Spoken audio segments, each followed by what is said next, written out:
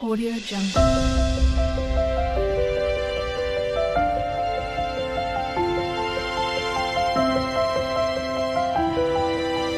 Audio Jungle. यह चरण 15 अप्रैल से प्रारंभ होगा और उसी की तैयारी के लिए कैसे करना है हम लोग यहाँ प्रशिक्षण लेने के लिए तरफ होंगे। पहले चरण में हम लोगों ने जो इंफॉर्मेशन जुटाई थी उसमें मकान और भवन आपके ईबी क्षेत्र अंतर्गत कितने हैं उसकी पूरी की पूरी गणना कर ली है और उस मकान या भवन में कितने परिवार रहते हैं और उनके मुखिया का नाम क्या है, यह आप लोगों ने कंप्लीट कर लिया था प्रथम चरण में। तो द्वितीय चरण में उसी मकान उसी भवन के अंदर जिस मुखिया को जिस परिवार को आप चिन्हित किए थे उनके परिवार के सदस्यों का 17 बिंदु में 17 कॉलम में विवरण लेना है। सामान्य केस, जनरल केस, सामान्य केस हुआ कि प्रथम चरण में हमने जिन मकान भवनों की गिनती की और उस मकान और भवन में जो परिवार रहते थे उनके मुखिया का नाम लिया था। तो उसी मुखिया के परिवार, इधर हम लोगों ने परिवार के सदस्यों की संख्या भी ली। तो जो संख्या ली थी, जो सदस्य लिए थे, उनका विवरण जो 17 बिंदुओं में 17 कॉलम में है वो लेना है, प्रपत्र में लेना है और उसी प्रपत्र के डाटा को ऐप के माध्यम से साइट पे अपलोड करना है। ये साधारण प्रक्रिया हो गई, ये बताया जा रहा है। और इस प्रशिक्षण में आपको 5-5 प्रपत्र दिए गए हैं नमूना के तौर पर जो आपको फील्ड में भरना है और उन 5 प्रपत्र से पूर्णतः भरवा के आपसे लिया जाएगा और मोबाइल में ऐप भी डाउनलोड करा के आपको यहीं पे मोबाइल ऐप में भी भरवाया जाएगा। कम से कम 5 परिवारों का आप प्रपत्र और मोबाइल ऐप में विवरण करेंगे तो यह माना जाएगा कि अब आप फील्ड में काम करने के हेतु तैयार हो गए। तो यह सेशन हम लोग का मुख्यतः 3 से 4 सत्रों में चलेगा, जिसमें प्रथम सत्र में मास्टर ट्रेनर आपको बताएंगे कि द्वितीय चरण में प्रशिक्षण के लिए आपको क्या क्या जानकारी दी जानी है, यानी कि द्वितीय चरण में आपको क्षेत्र में फील्ड में क्या क्या करना है और कैसे करना है, विवरण कैसे भरते हैं, प्रपत्र को कैसे भरना है और उसको अंकित कैसे करना है। जो द्वितीय सत्र होगा हमारा उसमें आप लोगों से प्रपत्र भरवाया जाएगा और साथ में आप लोगों से ऐप भी डाउनलोड कराया जाएगा। जो तीसरा सत्र होगा और ऐप जब डाउनलोड हो जाएगा सभी के मोबाइल में तो आपका लॉगिन और पासवर्ड होगा और उसमें परिवार का संख्या नाम सब खुलेगा। जिसका नाम खुलेगा जो प्रपत्र में आप भरे हैं उसका विवरण अंकित करेंगे। अब थोड़ी सी कुछ महत्वपूर्ण बातें हैं जो मैं आप लोगों को बता दूं कि इसमें क्या क्या सावधानियां बरतनी है। हम लोगों को क्या क्या सावधानियां बरतनी है।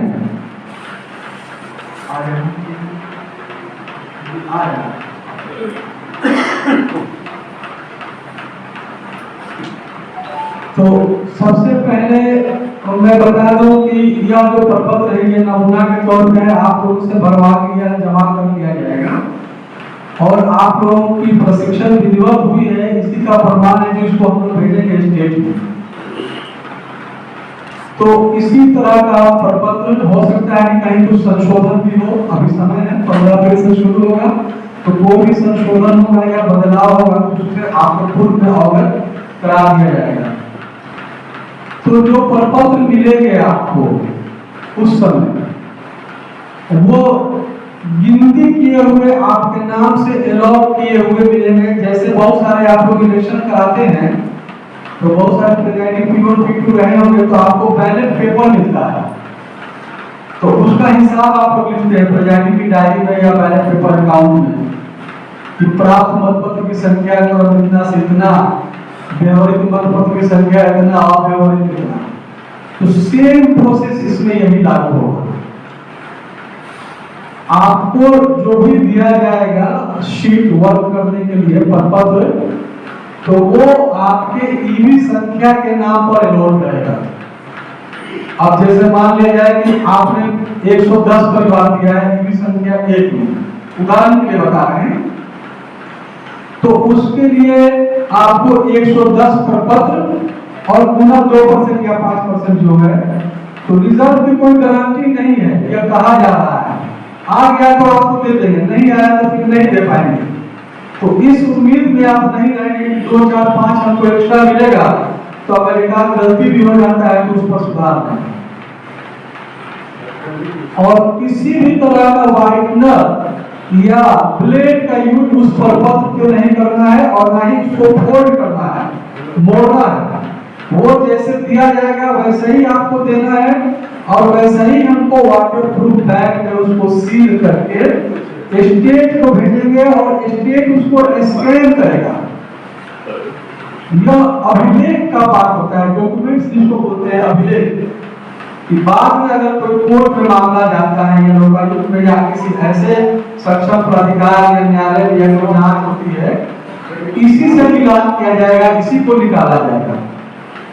या सूचना के अधिकार के अंतर्गत कोई मांगता है तो ये सारी चीजें स्टेट स्कैन करके अपलोड कर देगा। तो अपलोड कर देगा तो कोई मांगेगा तो उसको मांगने की जरूरत नहीं रहेगा, आप साइट से वो देख सकता है।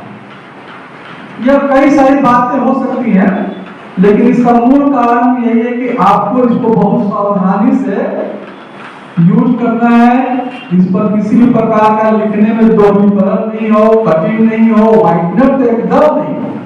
यहाँ हम लेंगे ही नहीं आपका। अगर किसी तरह का कोई कटिंग हो, व्हाइटनर लगा हुआ और कटिंग इस तरह का हो कि अस्पष्ट हो, स्कैन करने के बाद पठनीय नहीं हो, तो आपका प्रपत्र यहाँ जमा नहीं किया जाएगा, जवाबदेही आपकी हो जाएगी। तो आप पहले से ध्यान लें और यह बात बार बार बताई जाएगी, हर सेशन में बताई जाएगी। रिटन फीस का चिट्ठी मिलकर स्टेट से डिस्ट्रिक्ट से मिला हुआ है। तो ये एक हो गया प्रपत्र के बारे में। दूसरा चीज है कि जो हम काउंटिंग करेंगे या विवरण अंकित करेंगे तो डे बाय डे का ही हमको मोबाइल ऐप पे अपलोड करना होगा। हम लोगों में से अगर हम सोचेंगे कि 10 दिन का काम है, कल एक बार बैठ के अपलोड करेंगे, तो जैसे कि 15 अप्रैल से शुरू हुआ, 25-26 अप्रैल तक आपने किया और 27 अप्रैल को अगर अपलोड करेंगे तो उसमें 27 अप्रैल से ही अपलोड होगा, 15 अप्रैल का अपलोड नहीं होगा ऐप में।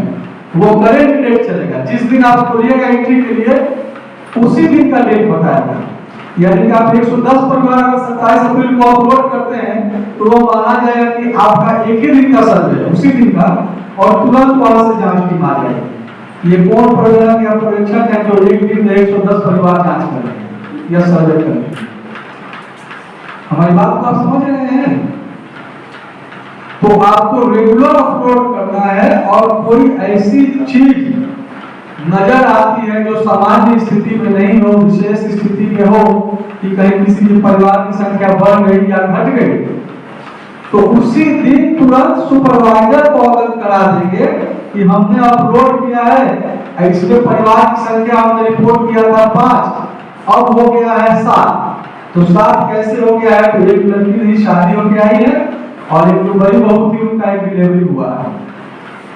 तो उसी दिन आपको बता देना होगा, तब वो अपने लॉगिन में, आपने तो प्रपत्र में लिख लिया है लेकिन ऑनलाइन आपका नहीं होगा, क्योंकि आप जितना फैमिली का नंबर देके रिपोर्ट किए हैं तो आप ऐप खुलेंगे तो उतना ही फैमिली का नंबर खुलेगा, 5 ही खुलेगा, 7 नहीं खुलेगा।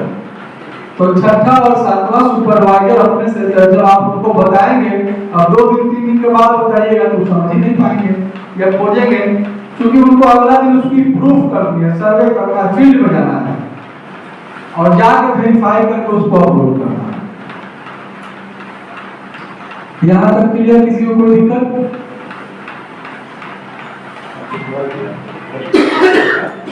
हमसे पूछ लीजिए, आपस में बात करने से अच्छा है। कोई संशय है? तो हमसे पूछ लीजिए। सर जो मर गया, हाँ मान के चलिए 5 लिखे हैं, उसमें से एक आदमी मर गया, हाँ, तो मृत तो आपके ऐप में तो अब खुलेगा ही। आप जब उसको मृत कर देंगे तो उसके बाद जैसे ऐप खोलेंगे तो उसका विवरण का जो 17 बिंदु है सब खुलेगा।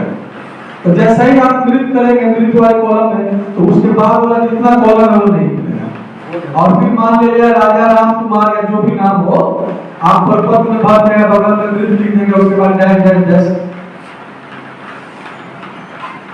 निर्मली में आपको लगता है कि कोई ऐसा घर नहीं है जिसका राशन कार्ड नहीं बना है।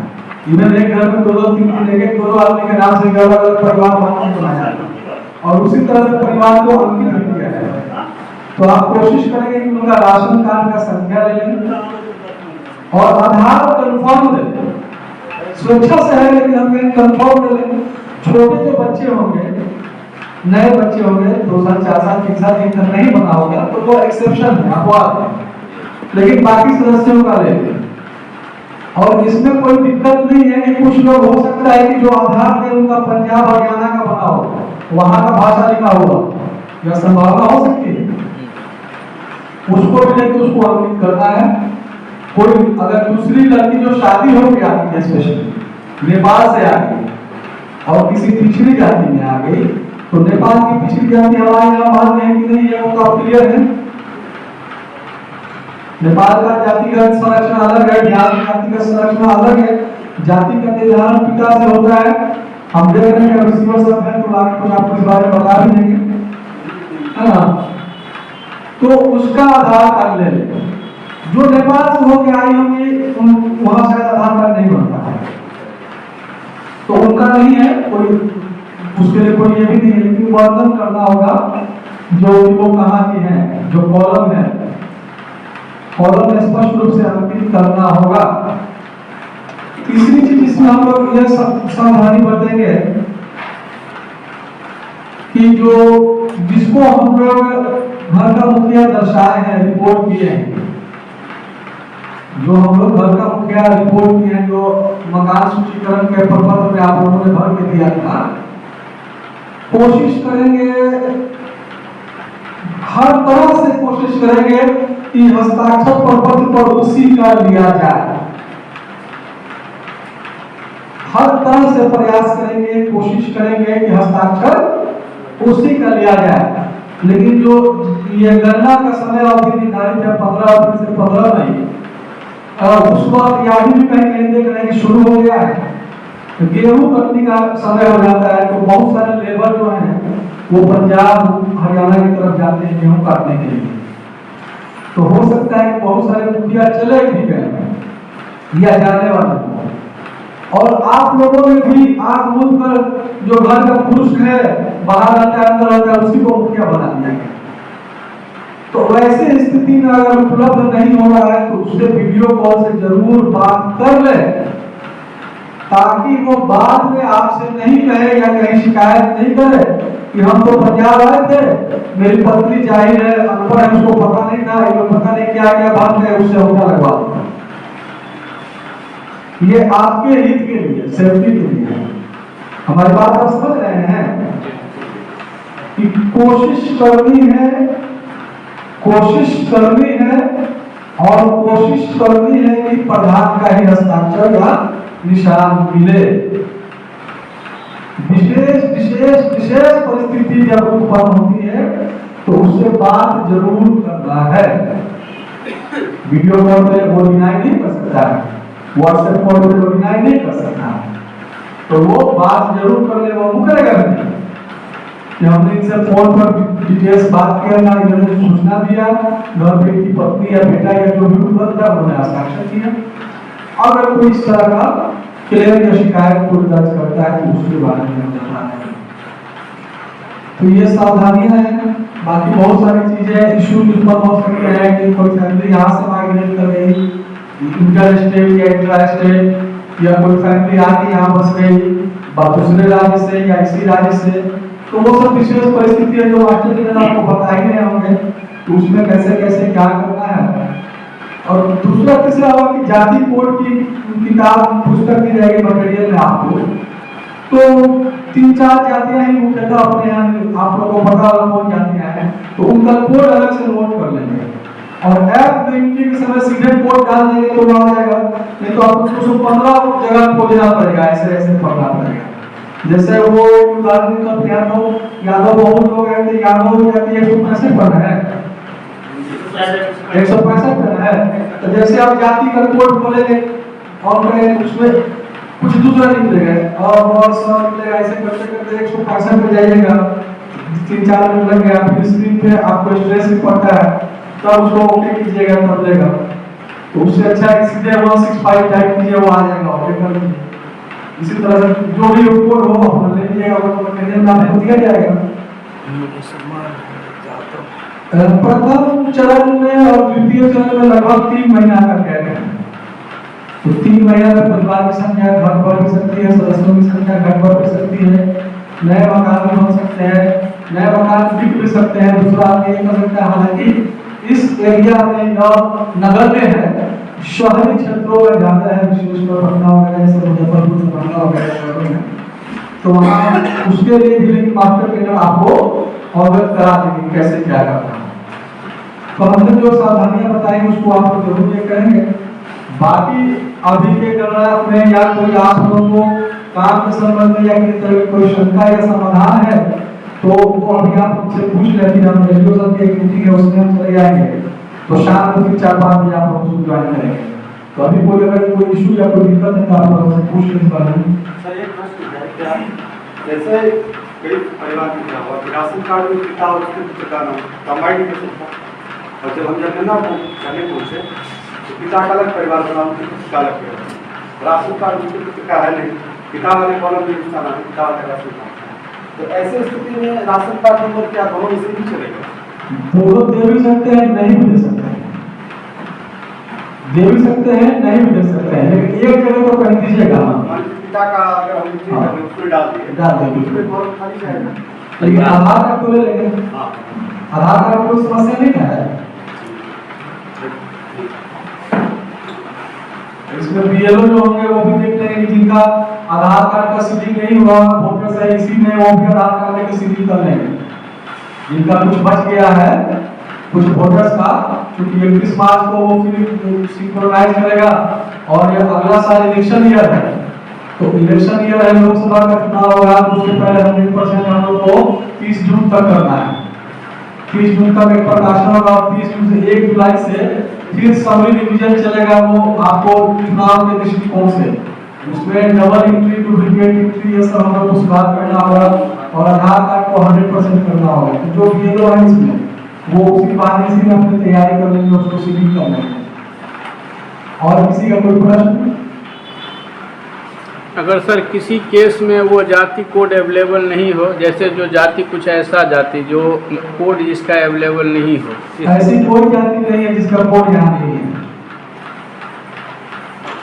जिसका जाति प्रमाण पत्र अंचल में सीओ साहब जाति प्रमाण पत्र बनाते हैं और जब जनगणना शुरू हो जाति जनगणना शुरू होने के 2 महीना पहले सितंबर अक्टूबर में ही पिछले साल वो जो डायरेक्टर है इसके और सचिव में सामान्य प्रशासन विभाग के मोहम्मद सोहेल, उन्होंने सभी जिला अधिकारी और अंचल अधिकारी को ये पत्र लिखे कि उनके अंचल अंतर्गत कितनी जातियां हैं उनका नाम दे, और अंचल अधिकारी ने अपने अंतर्गत ब्लॉक के अंतर्गत जितनी जातियां थी सभी का नाम भेज दिया। इस तरह से बिहार के सभी सीओ ने भेज दिया, सभी डीएम ने। तो हो सकता है कि कुछ जातियां जो दूसरे ब्लॉक में हो, इस ब्लॉक में जाके जाति करने के दौरान वो उधर आ जाए, तो वो पूरे बिहार की जाति का कोड आपको दिया जा रहा है। ऐसा नहीं है कि सिर्फ निर्मली का दिया जा रहा है, सिर्फ बिहार का दिया जा रहा है। क्लियर है? और जैसे सूर्यापुरी है, सूर्यापुरी मुस्लिम में एक जाति है, मुगल एक जाति है, तो क्या देवली में आप लोगों को कहीं मिला है? लेकिन उधर तक बिहार जाएंगे, पूर्णिया जाएंगे, उधर है मधुबनी हम पूछ रहे हैं, यहाँ तो नहीं है, लेकिन इसका भी कोड आपको दिया है। सूर्यापुरी मधुबनी में है? मधेपुर प्रखंड में है मुगल। कहाँ? मधेपुर प्रखंड है ना सर? मधेपुर मुगल सुरजापुरी की बात कर रहे हैं। सुरजापुरी तो वो फिक्स उनका एक ही जगह है, पूरा वही तीन जगह। हाँ, कुछ किशनगंज जो सटा हुआ एरिया है थोड़ा सा जैसे मुगल जाती है तो मुगल बाकी नहीं मिले। नाम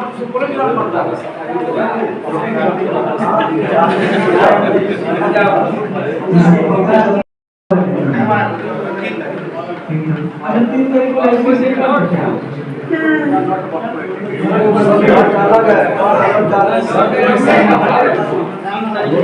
जैसे इसके पहले हम 1 मिनट हमारी बात सुन लीजिए।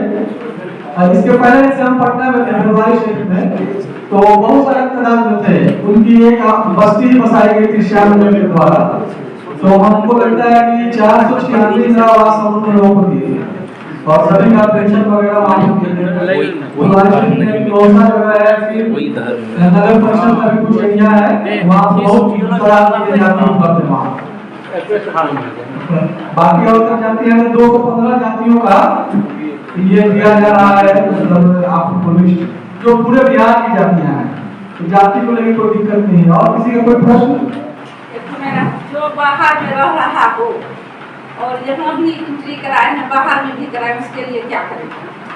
यही तो बोल रहे हैं कि कोशिश कीजिए कि घर के प्रधान से ही साइन कराएं। इसीलिए हम बोल रहे हैं। हम क्यों बोल रहे हैं? कई बातें हैं। तो जब प्रधान यहाँ साइन कर रहा है और प्रधान वहां भी साइन कर रहा है तो सॉफ्टवेयर तो हटा देगा उसका, लेकिन दोषी वही होगा। दोषी प्रधान ही होगा, क्योंकि दो जगह एक ही व्यक्ति कर रहा है और दोनों जगह अगर 2 व्यक्ति साइन कर रहा है तो फिर आप बताएंगे कि प्रधान क्यों नहीं साइन किया, क्या कारण था। अगर कोई मामला या इशू होता है तो आप बताएंगे कि हम तो वीडियो कॉल से उनसे पूछे। अगर वीडियो कॉल नहीं किया होगा तो कोई दूसरा उपाय नहीं है पूछने का। सबसे आसान शॉर्ट उपाय यही है कि वीडियो कॉल करके उनसे पूछा जाए, बात किया जाए। आप नहीं कर सकते, घर से ही कहीं का वीडियो कॉल बात करते होता है, बात करें। सदस्य की जरूरत नहीं है। आपको जो जानकारी पर्पज में भर दी है उसी को देख के नायक में अपलोड करना है।